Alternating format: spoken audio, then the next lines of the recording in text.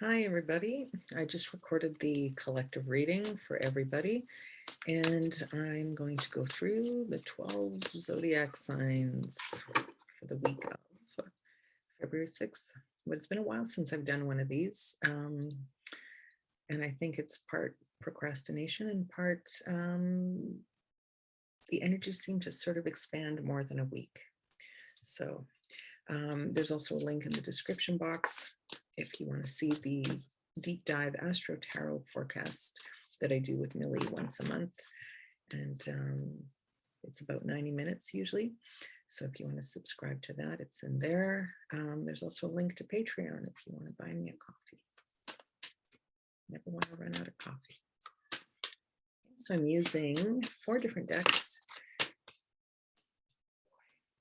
Aquarius, you're just flying out here. Using 4 different decks.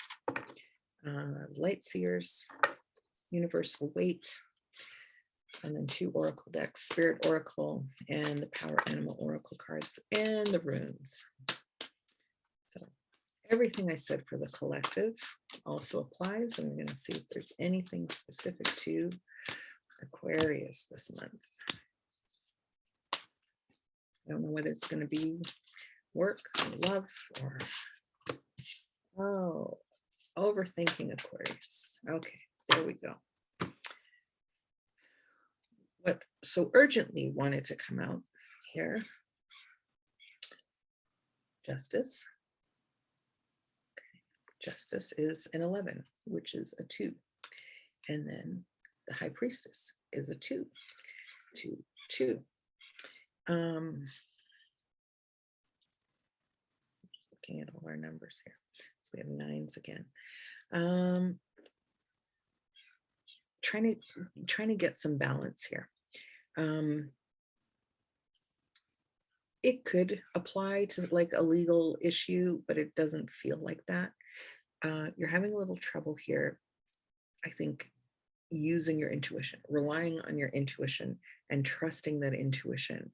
There's this impatience because these cards went flying out. And in the collective reading, there was temperance. Temperance is saying, be patient, everything is panning out. You don't have to sit there and do nothing, but actually you shouldn't be sitting there doing nothing. You should be doing something, and that something doesn't involve anxiety. Plain and simple. Aquarius is prone to anxiety, overthinking. Overthinking, it's an air sign. Okay. So stop that. The other thing, the other messages, we've got this Hermit, and I love the Hermit in this card. This is this girl sort of sitting up there in her pajamas. There's this nicely lit up little pathway. She's floating up there in her own little place, which basically means you don't have to go hide out somewhere. You just create your own little magical place and have a little introspection. That's all. This is a little self-love. This is the beginning of that self-love. You can do this all the time. You can do this once a day, once a week, sit there for an hour, once a month, sit there for 10 minutes, twice a day, whatever it is, it doesn't matter. But it's to feed your heart a little bit with this love. This is so much love coming in that it's overflowing. Try to create that balance and harmony. Look at this. I mean, this is very serene. Look at these together. Look at these together. Let's see here. I don't even need to explain this. Just embody that feeling. Okay. What we also see is this, I'm afraid of making a mistake feeling. It's getting frustrating, maybe overwhelming, lots of anxiety. When is it going to change? When is it going to change? He doesn't know what to do. This is the feeling he wants, this freedom over here. It's non-gender specific, but this freedom, this liberation, and this bird is going like, wake up, listen, stop racking your brain over this. They're all there flying around. The thing is, it's all in her head. It's all in the mind. Bottom of the deck, we have the Magician. This is nice. Okay. So bottom of the deck, these are usually the things we don't see coming, the things we're not aware of. They're sort of under the surface, right? So Magician, you are able to, you do have the power to manifest things. This is a very good offer coming your way, or it might be you. Maybe you're the one offering something. Slow and steady wins the race. It's definitely something from the past or nostalgia or soulmate related kind of stuff. This is sort of like the pre-planning phase. And then all of a sudden you're off, ready to go. Okay. It launches, whatever that is. So what is it that you've been trying to launch? What is it that you have?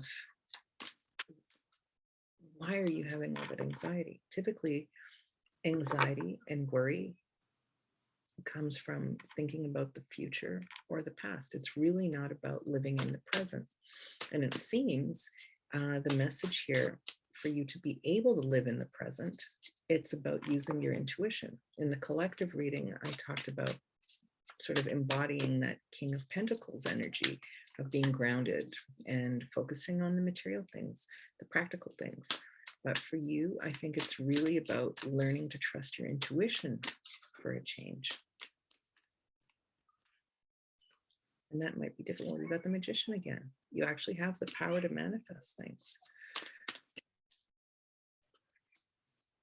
And judgment. So there's that feeling of liberation again. So it is about being definitive, I guess. Okay, let's see. Switched over to the universal weight, and I don't know why some of these are backwards. Is that how you feel? Aquarius, do you feel like some of the things are backwards? Some of these things are not like the others. Okay, this is nice. Okay. Death. Really positive in this case.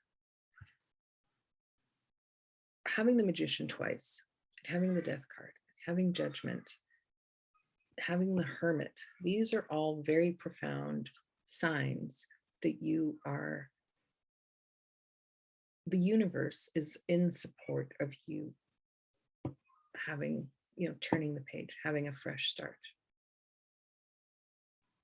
So you just need to put in a little bit of effort consistently. And then also that self-love thing is super important. It's really feeling that in your heart chakra. Focus on what makes you happy versus what makes you feel good. Like what feeds your soul. And then we have the Six of Cups show up here. And this is a feeling of nostalgia, returning to a time, if you can recreate that time. Maybe your past wasn't, maybe your childhood wasn't positive or pleasant. So maybe that's not the feeling of nostalgia. But I know there is a word, I can't remember if it was in what language it was in. If I remember, if I'm able to find it, I'll put it in the description box. But it's being nostalgic for a place that you've never been, actually. And that can be really in a metaphoric sense, this longing for that feeling. So death to an old way. All those lessons that you've learned, you really can let them go now. Okay. And then this Queen of Cups, well, it can be somebody else or it can also be you, but the Queen of Cups typically represents, it always reminds me of the Empress of the Minor Arcana, because it is overflowing with love. everything that can feed and nurture you and sustain you, almost like in a human form. That's what the Queen of Cups embodies.